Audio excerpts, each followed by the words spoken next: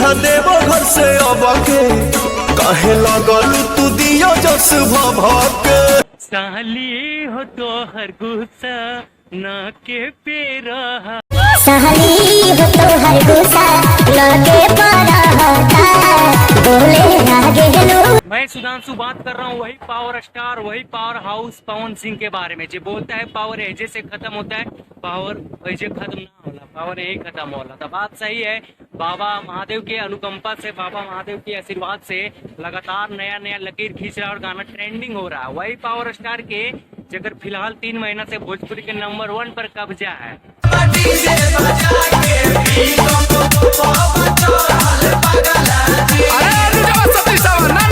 बहुत ही बड़का trending star जिसको बोलते हैं कि ग्लोबल स्टार बोल देते हैं उसको, वही खेसारी लाल यादव का देखिए ये गाना क्या मजा है, कुछ पता नहीं चल रहा कहाँ गा रहा है।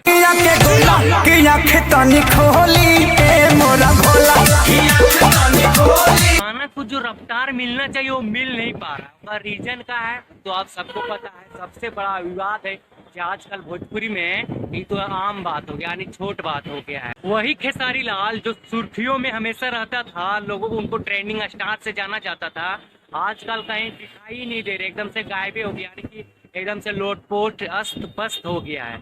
इतना जल्दी कोई गायब कैसे हो जाएगा? अरे वो ट्रेंडिंग स्टार था, ग्लोबल स्टार था, अभी तो पूरा जमाना बचल है। स्टार का पावर तो आप लोग देखबे ही कर रहे हैं। वो बोलने वाला रेंगने वाला तो है ना, वो करने में विश्वास रखता है। मुंह से बड़का बड़का बात बोल दीजिएगा तब बड़का स्टार थोड़े ना हो जाइए, वो खातिर कुछ करना पड़ता है। तो यही है पावर स्टार पवन सिंह के ब्रांड सॉन्ग। वो सावन के पावन महीना में अगर पवन सिंह के कहर ना बरसे तो फिर मजा ही ना है भोजपुरी में, खास करके बोल बम में।